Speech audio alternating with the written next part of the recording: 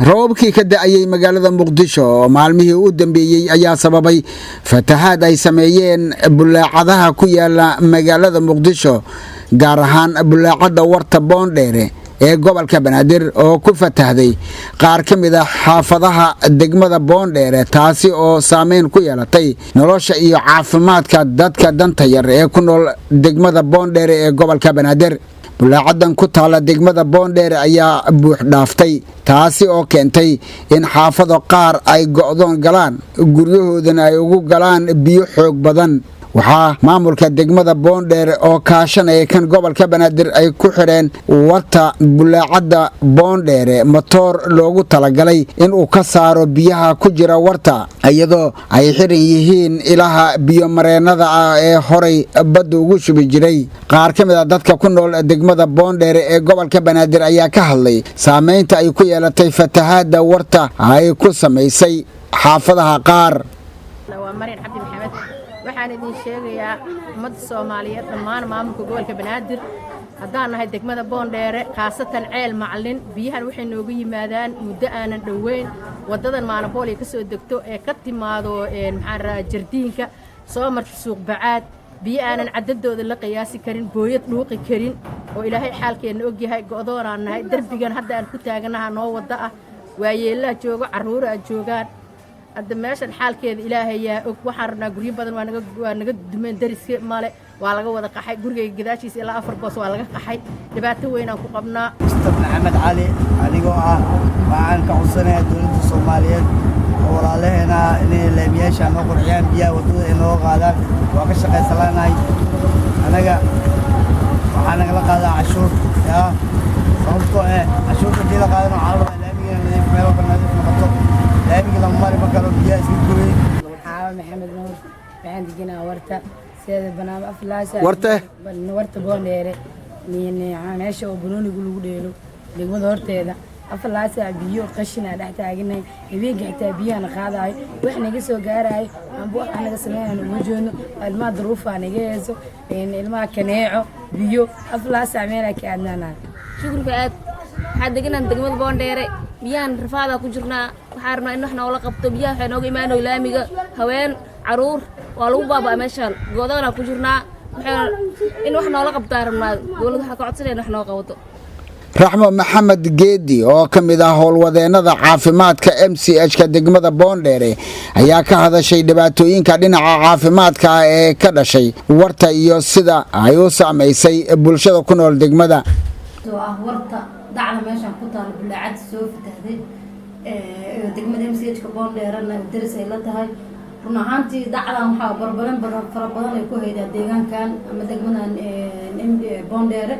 caafimaad darrada ka dhalan kartana waxa waaye in cunugii oo warta nabadda meesha haday tagaan shuban biyood ay ku dhacaan ilmaha in kor cuncun oo ku dhaco sidoo kale in cudurradii malaariyada kale ila kaleeca meesha ka dhalan karto kaneecadii ay faafto ilmihii malaariyada ay ku dhacdo gabi ahaan waxa waa horta xanuunada la isku kala gudbiyana badanaa waaba laga kala qaadi karaa marka problemaas aad ku fara badan ayaa laga dhaxli karaa waxa dacda Boondheere. qaar ka mid ah odayaasha iyo culimada ku nool degmada Boondheere ayaa ka codsaday in loo dhiso goobaha biyo mareenada oo biyaha roobka badda ku shubi jiray. waxaan rabnaa anaka bilaacadan dibaan ku qabnaa guryaha waa ka wada guuloohayna waxa waaye wax dhintay iyo wax waxay waxaa qabnaa guriga laamiga la suubaayo wax magaciisa macaasho loo leeyahay ma haddaan bilaacadaas maxaa way halka yani bulaacada ay naqan karto adinka aan rabtaan la sameeyo halka ay naqan karto waa in lagu daraa waxa bulaacada ka jirta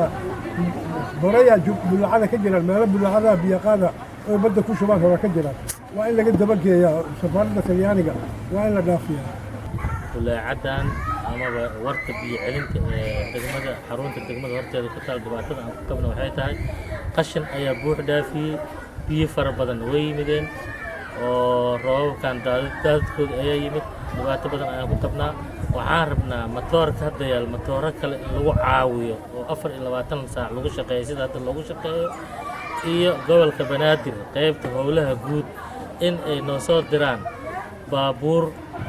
aad u wanaagsan oo tayo leh oo biyaha naga daabulo haddii aan saas la sameynin burbur maaliyadeed iyo burbur nafsi ah dhacayso waxaa kaloo dhici doona cudurrada faafa ayaa mataqaanaa halis loo yahay sida kaneecada